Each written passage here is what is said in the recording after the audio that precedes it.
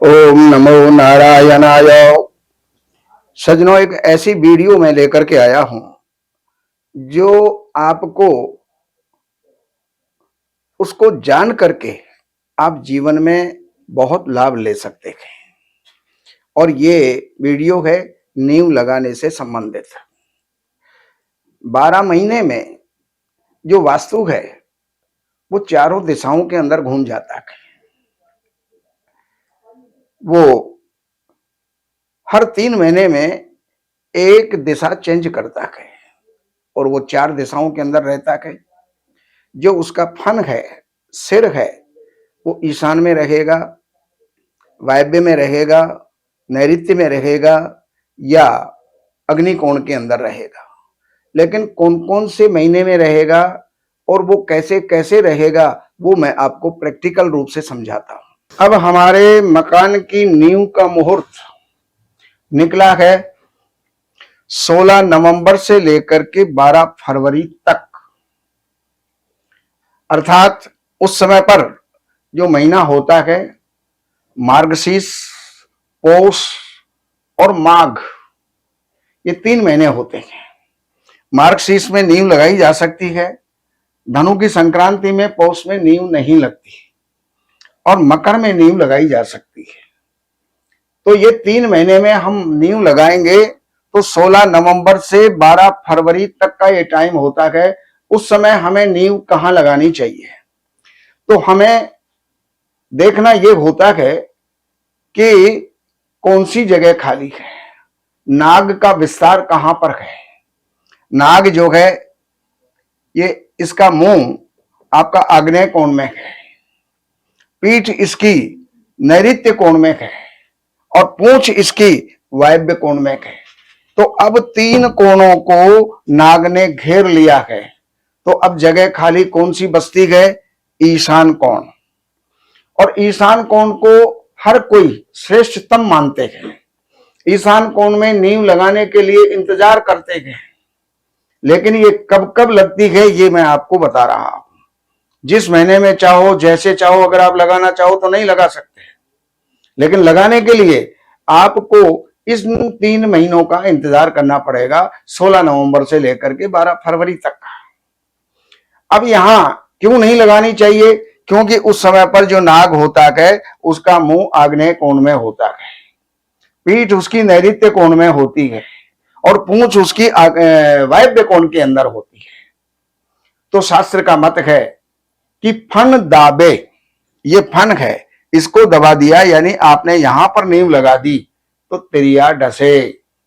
वहां पर स्त्रियां नहीं रुक सकती, नहीं रह सकती, जिंदा नहीं रह सकती या बीमार रहती है। तो फन दाबे तिरिया डसे, पूंछ दबे भरतार। और नाग की जहां पूंछ है उसको अगर आपने दाब दिया या वहां पर आपने नींव लगा दी तो उसमें क्या होगा कि जो नींव लगाने वाला है, घर का स्वामी है, गृह स्वामी, उसके लिए घातक हो जाता है। ये समझिए उसकी आयु नष्ट हो जाती है, या ये समझिए कि वो रोगग्रस्त होगा या प्रभु को प्रिय हो जाएगा, काल के ग्रास में चला जाएगा।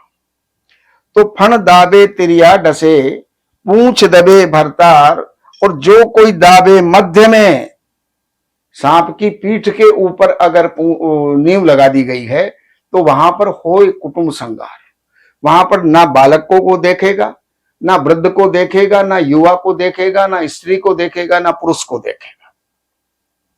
और वहां पर स्त्री प्रायः घर के परिवार के हर कोई व्यक्ति उनके लिए घातक होता है।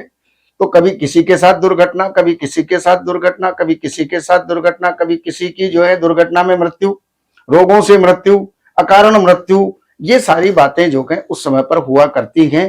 तो उस समय आग्नेय कोण में और नैऋत्य कोण में और वायव्य कोण में नींव नहीं लगानी चाहिए। तो अब हमारे पास रिक्त स्थान कौन सा बचता है, ईशान कोण।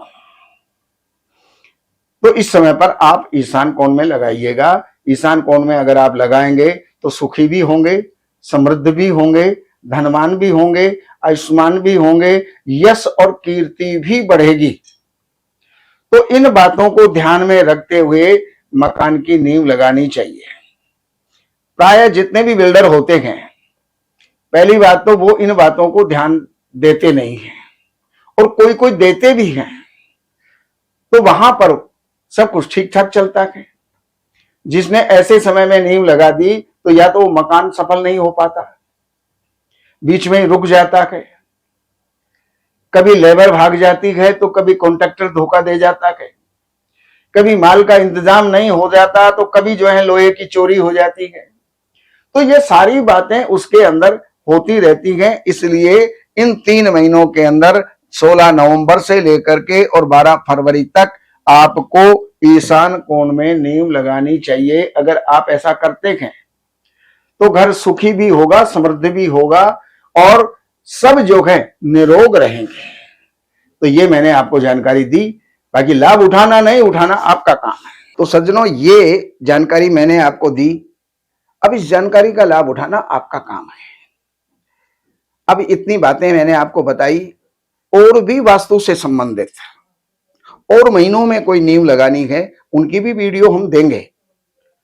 और अगर आपको कुछ जानकारियां चाहिए या मुहूर्त आदि की भी जो है जानकारी चाहिए, तो इन्हीं नंबरों के ऊपर संपर्क करके कार्यालय से अपॉइंटमेंट लेकर के कार्यालय की सेवाएं हैं वो अर्पण करके, और आप जो भी जानना चाहते हैं वो जान सकते हैं। जरूरी नहीं है वास्तु से संबंधित ही, आप ज्योतिष से संबंधित भी जानकारी ले सकते हैं।